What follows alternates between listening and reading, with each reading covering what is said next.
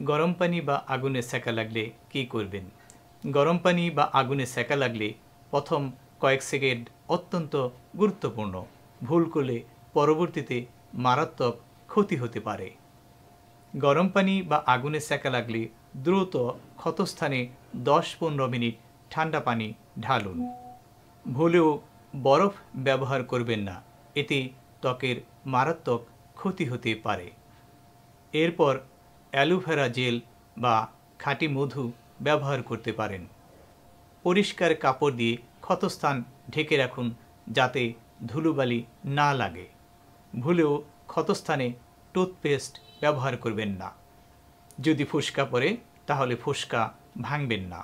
ত্বক যদি বেশি পুড়ে যায় কিংবা জটিল অবস্থার সৃষ্টি হয় তাহলে দ্রুত চিকিৎসকের শরণাপন্ন হন।